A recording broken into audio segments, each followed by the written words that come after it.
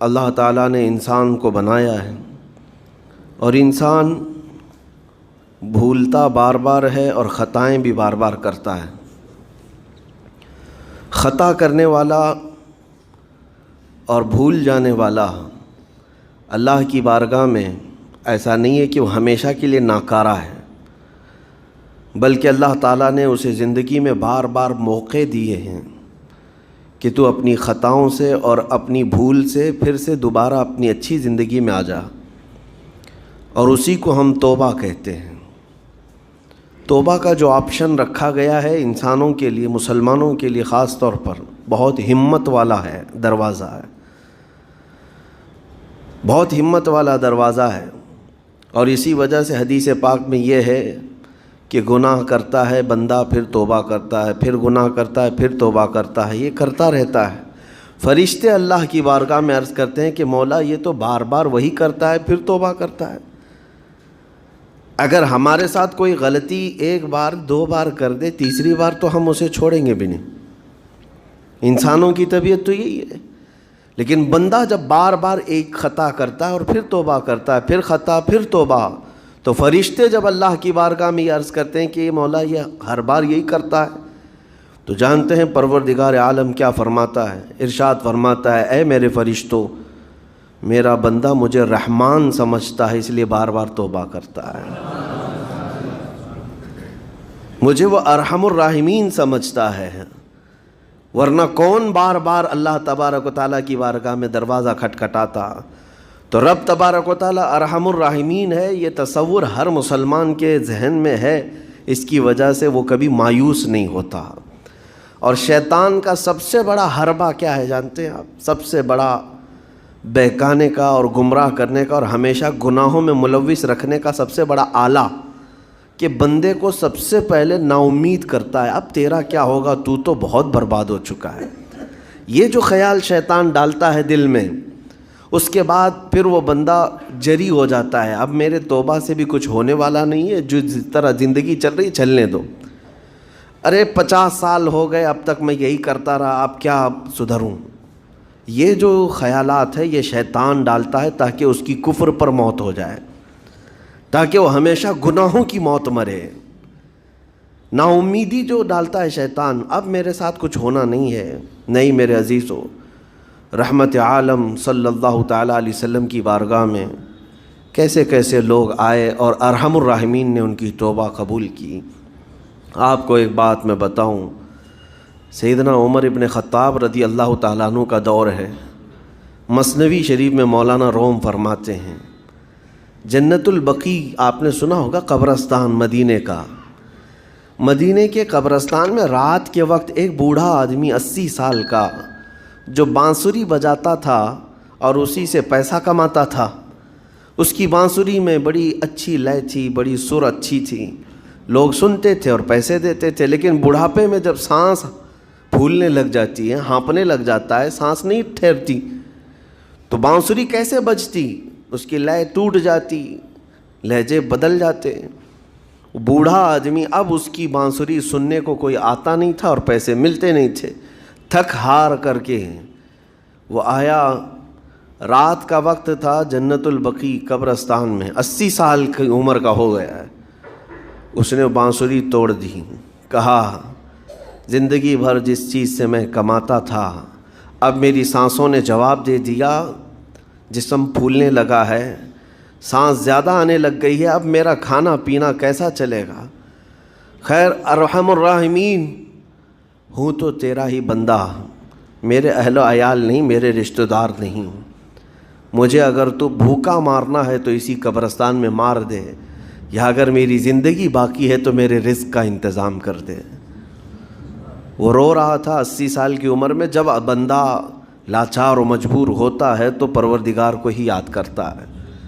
جانتے ہیں عمر ابن خطاب رضی اللہ تعالیٰ عنہ امیر المومنین مسجد نبوی میں تھے اور ان کی آنکھ لگی تھی، خواب میں رسول پاک صلی اللہ تعالیٰ علیہ وسلم تشریف لائے، کہا عمر اللہ کا حکم ہے جنت البقیع میں جاؤ، ایک بھوکا آدمی کھڑا ہے، اپنے گھر سے کھانا لے جاؤ اور اس کی ضرورت کا انتظام کرو۔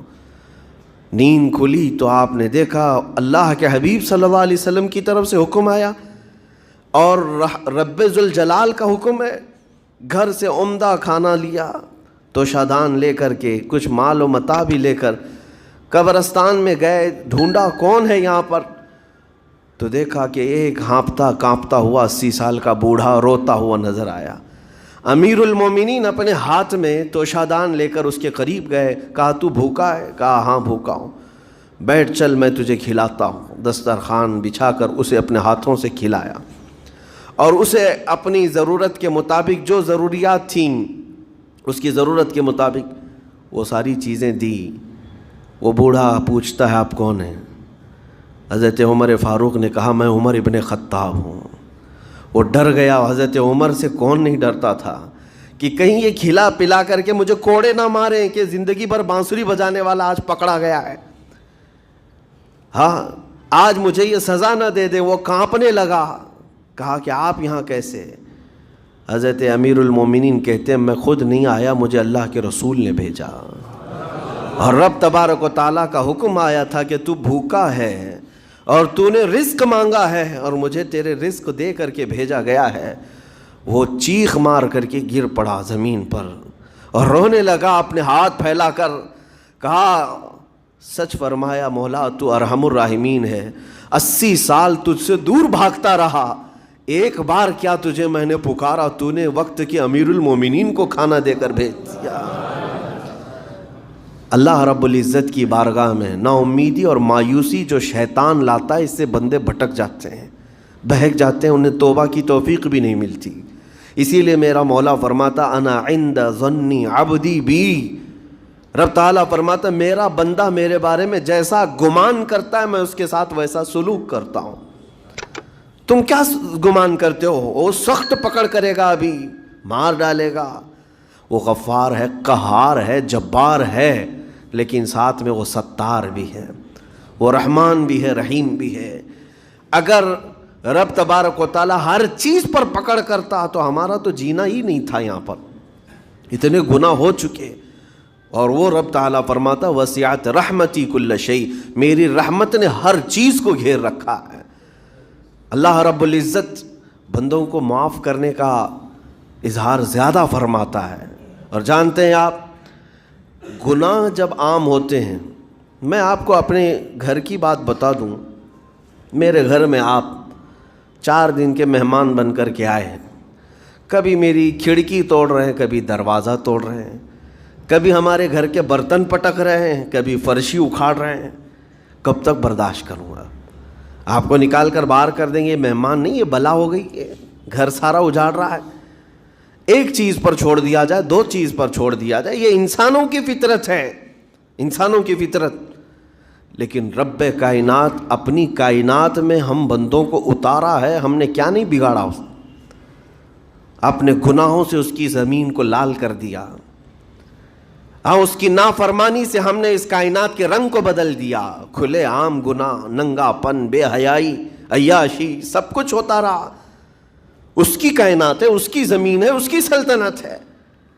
اور ان گناہوں کی وجہ سے جانتے ہیں آپ, سمندر اللہ کی بارگاہ میں عرض کرتا ہے کہ مولا تو مجھے اجازت دے دے, میں ایسی طغیانی لاؤں گا کہ یہ سب ہلاک ہو جائیں گے. ہوائیں اللہ سے اجازت مانگتی ہیں, تو مجھے شدت دے دے, میں اتنا تیز اڑاؤں گی کہ ان کے پرخچے اڑ جائیں. لیکن جانتے ہو اللہ کی طرف سے جواب کیا آتا ہے؟ سمندر کو بھی رب تعالیٰ فرماتا ہے, ہواؤں کو بھی کہتا ہے رب تعالیٰ رک جاؤ, میں میرے بندوں کے انتظار میں ہوں, میرے بندوں کی توبہ کے انتظار میں ہوں کہ میرے بندے میرے پاس لوٹ آئیں گے. اسی لیے اللہ کے حبیب صلی اللہ تعالیٰ علیہ وسلم ارشاد فرماتے ہیں اللہ تعالیٰ کو سب سے زیادہ خوشی کس بات کی ہوتی ہے جانتے ہیں؟ رب تعالیٰ اپنے بندوں سے کب خوش ہوتا ہے؟ مثال دے کر کے میرے آقا نے فرمایا, مثال دے کر سمجھایا. صحرا میں, ڈیزرٹ میں ریتیلے میدان ہوتے ہیں, اس کا سفر بڑا ڈینجر ہوتا ہے. آج بھی ڈیزرٹ ہیں بہت سارے, سہارا ڈیزرٹ کا نام سنا ہوگا آپ نے. ہم گئے ہیں 200-250 کلومیٹر تک آپ چلتے رہو گاڑی, نہ ایک درخت نظر آتا ہے, نہ پہاڑ نظر آتا ہے, نہ گھر نظر آتا ہے, کچھ بھی نہیں. اس طرف میدان ریت کا اور آسمان لگا ہوا دکھتا ہے, ادھر بھی آسمان. تنہا ہم اکیلے نظر آتے رہتے ہیں۔ صحرا کا جو سفر ہوتا ہے بہت کٹھن ہوتا ہے۔ نبی پاک صلی اللہ تعالیٰ علیہ وسلم مثال دیتے ہوئے ارشاد فرماتے، ایک بندہ اپنی اونٹنی لے کر، اس پہ ساز و سامان لے کر کھانے پینے کا صحرا کے سفر پر تھا، اور صحرا میں کھانا پانی بہت مقدار میں لی جاتی ہے کیونکہ کچھ ملتا نہیں، اور جلد سے جلد وہاں سے سفر گزار کر کے آنا۔ ایک بار اگر راستہ بھٹک گیا موت ہو جاتی ہے، وہاں پہ راستہ ملے گا نہیں، جس طرف بھی جاؤ تو لگے گا سیدھا ہی چل رہا ہوں، ڈائریکشن ہی نہیں پتہ ہوتے صحرا میں۔ حضور پاک صلی اللہ علیہ وسلم فرماتے ہیں ایک بندہ صحرا کے سفر میں اپنی اونٹنی کے ساتھ ساز و سامان لے کر سفر پر تھا، بیچ راستے میں اسے نیند آئی، سویا، سو کر کے اٹھا تو دیکھا اس کی اونٹنی ساز و سامان کے ساتھ غائب ہے، صحرا میں، بیچ صحرا میں۔ اب جو سواری تھی وہ غائب ہے، کھانا پانی تھا وہ غائب ہے، کچھ نہیں ہے ساتھ میں۔ گھبرا گیا، پریشان ہوا، اپنی اونٹنی کو ڈھونڈتا ڈھونڈتا تھک گیا، کبھی ادھر کبھی ادھر، کبھی ادھر کبھی ادھر، ہر جگہ کہیں کوئی نشان نظر نہ آئے۔ اور جب سواری نہیں ہے تو اب کئی 100 کلومیٹر کا بغیر کھانے پینے کے کیسے سفر کرتا؟ تھک ہار کر کے دوسرا دن ہو کہ تیسرا دن ہو، ایک جگہ وہ بندہ سو گیا، پھر سے سو گیا، اب راستہ بھی نہیں ملتا، سویا تو نیند سے اٹھا جب تو دیکھا اس کی اونٹنی بھی موجود ہے، اس کا ساز و سامان بھی ہے۔ یہ مثال ہے، یہ مثال ہے۔ میرے آقا صلی اللہ علیہ وسلم صحابہ سے اب پوچھتے ہیں، اے میرے صحابہ بتاؤ اس بندے کو جو صحرا میں گمشدہ اونٹنی جس کی مل جائے اسے خوشی کتنی ہوگی؟ صحابہ کہتے ہیں یا رسول اللہ اس کی تو جان میں جان آ گئی ہوگی، کیونکہ وہ جانتے تھے صحرا کا سفر کیا ہوتا ہے۔ کہا سب سے زیادہ اسے خوشی ہوگی کہ اس کا کھویا ہوا سامان مل گیا، کھوئی ہوئی سواری مل گئی۔ میرے آقا صلی اللہ علیہ وسلم فرماتے ہیں گم شدہ اونٹنی کے ملنے پر جیسے اس مسافر کو خوشی ہوئی، اس سے کئی زیادہ بڑھ کر کے رب تعالیٰ کو اس وقت خوشی ہوتی ہے جب ایک گنہگار بندہ واپس توبہ کر کے اس کی بارگاہ میں آتا ہے۔ رب تعالیٰ کی بارگاہ میں جب بندہ پلٹ کر کے آتا ہے، رب تعالیٰ فرشتوں پر اس بندے کو دکھا کر رشک کرتا ہے، ارشاد فرماتا ہے میرا بندہ میرے پاس آ گیا، میرا بندہ میرے پاس آ گیا ہے۔